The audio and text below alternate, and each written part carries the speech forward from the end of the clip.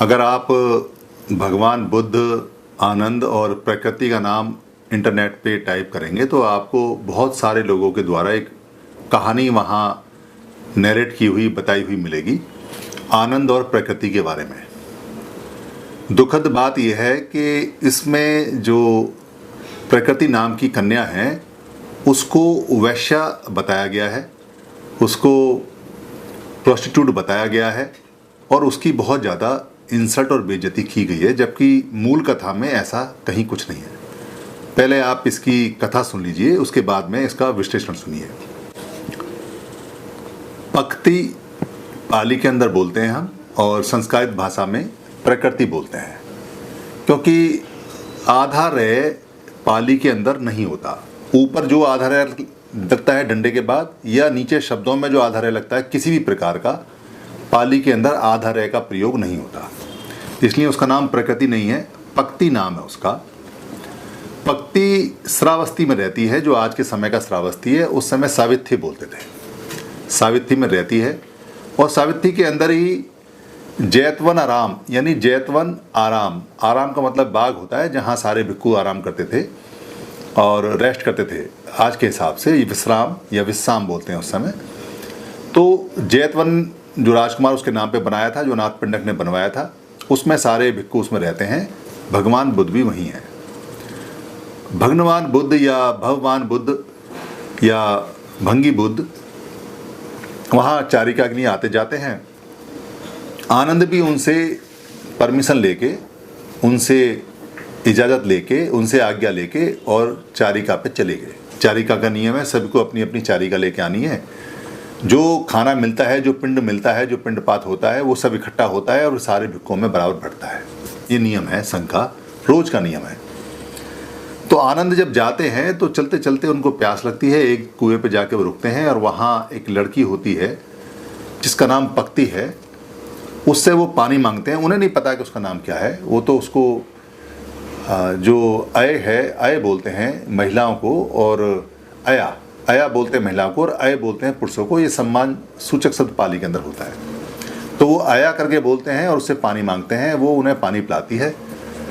पानी पीते समय, क्योंकि आनंद सिर्फ 2 उंगल छोटे हैं भगवान बुद्ध से और बिल्कुल भगवान बुद्ध की तरह ही हैं और सुंदर हैं और बहुत अच्छे हैं और बहुत देखने में बड़े आकर्षक हैं, तो पक्ति का उन पे दिल आ जाता है। ये एक सामान्य सी बात है, क्योंकि पुराने समय में भारत के अंदर महिला प्रधान देश होता था। पाली के समय, बुद्ध के समय और बुद्ध से पहले महिला प्रधान होता था और महिलाएं अपने पसंद का वर चुनती थीं।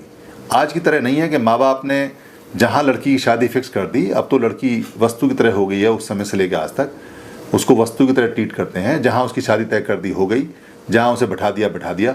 अभी हालात थोड़े ठीक हैं, मगर अब से पहले की मैं बात करूँ तो उस समय नहीं थे। उस समय जो स्त्रियाँ और पुरुष थे दोनों बराबर थे और स्त्री प्रधान थी और महिला घर की मालकिन हुआ करती थी, यानी कि जो कुल माता होती थी वो पूरे कुल की सबसे ज़्यादा माता होती थी और उसी की आज्ञा चलती थी। कुल पिता नहीं होता था भारत के अंदर। तो उसको अच्छे लगे आनंद, तो उसने अपनी माँ से कहा। माँ का जो नाम था वो मातंगी था, मातंगी नाम था, और वो जो उनका गोत्र था यानी लाइनेज थी वो थी चंडाल की, यानी कि जिनके चंद जैसी आभा होती है और जो भगवान बुद्ध से पहले भी चंद जैसी आभा रखते हैं। बहुत सम्मानित और बहुत ज्ञानवान लोग होते थे चंडाल, आज भी हैं। तो माँ कहती है अच्छा ठीक है, मैं देख दूंगी। वो भिक्खु संघ से निवेदन करके और आनंद को अपने यहाँ खाने पर बुलाते हैं। आनंद वहाँ खाने पर जाते हैं। खाना खाने के बाद में वो प्रस्ताव रखते हैं कि भाई जो पक्ति है वो आपको पसंद करती है और आप इससे शादी कर लीजिए। ऐसा नियम है कि अगर कोई भिक्खु गृहस्थ जीवन में आना चाहे, घर के नियम में वापस आना चाहे, शादी करना चाहे, तो वो भिक्खु संघ की जो संपदा है, चीवर है और जो उसका भिक्खा पात्र है, वो उनको लौटा दे और फिर गृहस्थ जीवन में आ सकता है। इसमें कोई पाप नहीं है, कोई इसमें पुण्य नहीं है। ये सामान्य सी बात है। जब तक आपका मन लगता है आप सीखें, धर्म सीखें, सिखाएं, नहीं लगता है तो गृहस्थ में चले जाएं, वहाँ जाके धर्म सीखें। तो आनंद ने कहा कि मैं चीवर नहीं छोड़ सकता, मैंने पूरे जीवन के लिए चीवर लिया है, पवज्जा ली है, इसलिए मैं शादी नहीं कर सकता। और वो वहाँ से उनको देश ना देके चले गए। मगर पक्ति को वो इतने ज़्यादा अच्छे लगे कि पक्ति ने पीछा नहीं छोड़ा और वो भगवान बुद्ध के पास चली गई। भगवान बुद्ध से जाके उसने निवेदन किया कि मुझे आनंद बहुत अच्छे लगे और मैं आनंद से शादी करना चाहती हूँ, आप मेरी सिफारिश करें और आनंद से कहें कि मुझसे शादी करें।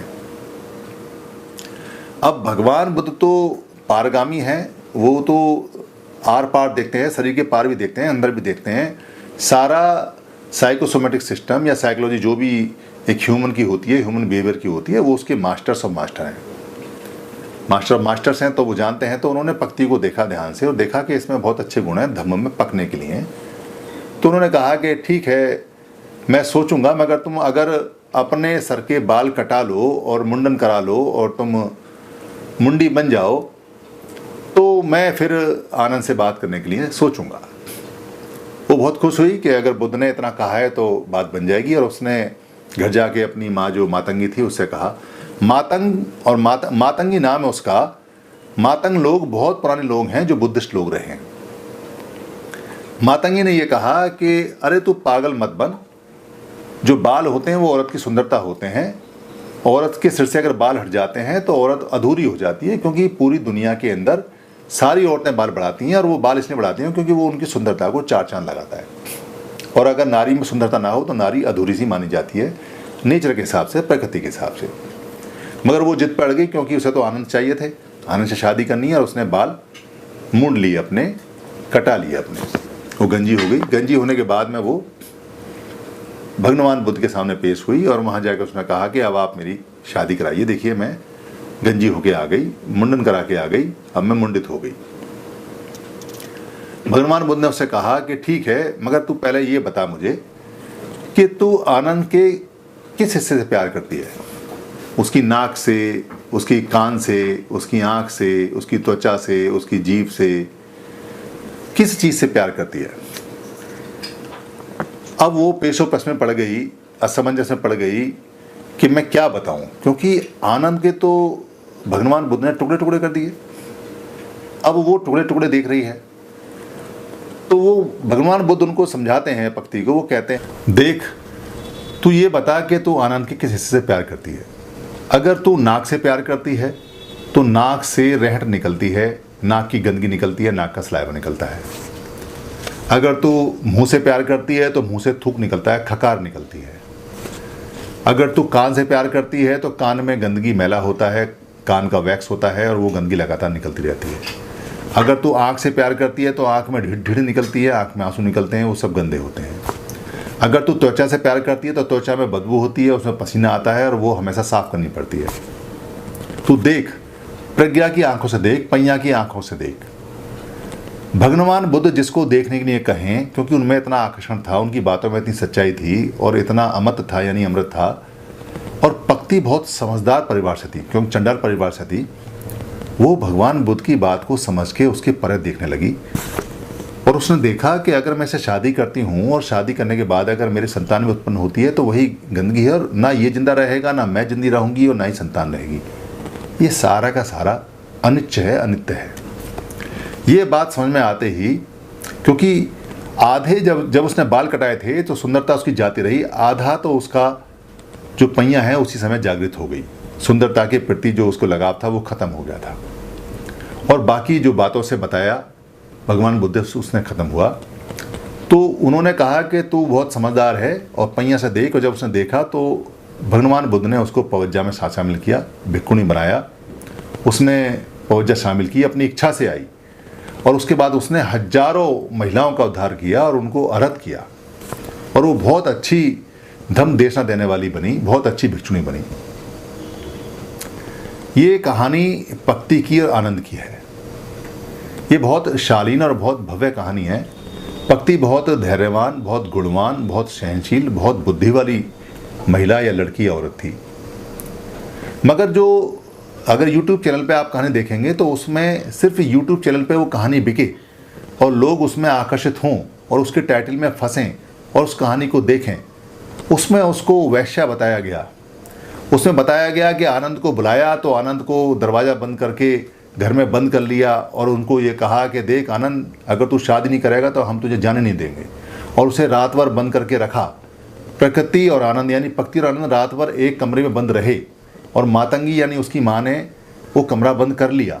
ऐसा बताते बड़े ज्ञानी ज्ञानी लोग बताते हैं। थोड़ा भी सोच लेते कि भिक्खु संघ के मैनेजर आनंद हैं। आनंद सारे भिक्खु संघ को संभालते हैं। हर भिक्खु संघ में नियम यह है कि 12 बजे तक सभी भिक्खुओं को या भिक्खुणियों को पिंडपात लेके यानी कि खाना लेके, पिंड लेके, पिंडदान लेके, भोजन लेके वापस बिहार में आना है और भोजन इकट्ठा करके खाना है। और कोई भी उसके बाद रहेगा नहीं, क्योंकि शाम का तो घूमने का नियम ही नहीं है। और आनंद तो मैनेजर हैं और बुद्ध के राइट हैंड हैं। तो आनंद अगर रात भर बंद रहेंगे और बुद्ध से परमिशन लेके गए हैं, इजाज़त लेके गए हैं और बुद्ध को ये बता के गए हैं कि मैं इस गांव में जा रहा हूं, तो क्या बुद्ध उनको ढूंढने के लिए लोगों को नहीं भेजेंगे? क्या बुद्ध को ये बात नहीं पता रहेगी कि आनंद कहाँ रह गए, कहाँ गए थे, जरा ढूंढने? और गाँव में कितने गाँव होते हैं और कितने नहीं होते हैं सबको पता होता है। तो थोड़ा सा भी अगर वो महापुरुष जो क्या बोलते हैं वैश्या और आनंद, पक्ति को वैश्या बताते हैं और आनंद को उसके साथ रात बिताने के लिए बोल देते हैं और ज़बरदस्ती कमरे बंद करा देते हैं, थोड़ा तो सोच लेते कि इतना विशाल भिक्खु संघ है और जिसके मैनेजर है। अरे देश का प्रधानमंत्री अगर गायब हो जाएगा तो राष्ट्रपति ढूंढेगा नहीं क्या? मतलब एक थोड़ी सोचने वाली बात है। दूसरा ये है कि भिक्खु संघ में इतने अच्छे नियम बने हुए हैं कि आप चीवर छोड़ सकते हैं, जा सकते हैं, इसमें दिक्कत कहीं नहीं है। अगर आपका मन है तो आप शादी कर लीजिए, तो इसमें ज़बरदस्ती वाली कोई बात ही नहीं है। तो ये कहानियाँ सिर्फ बेचने के लिए, ताकि यूट्यूब पे लोग उसे देखें और यूट्यूब पे कुछ पैसा बन जाए, लोग उसको मिर्च मसाला लगा के अर्थ का अनर्थ करने में धड़ाधड़ लगे हुए हैं। धम्म का ध्येय नहीं जानते और पूरा धम्म पढ़ाने में लगे पड़े हैं।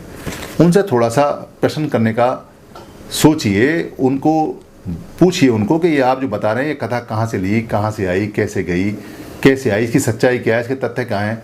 कथा झूठी हो सकती है, लपेटी हुई हो सकती है, मगर तथ्य झूठ नहीं होते।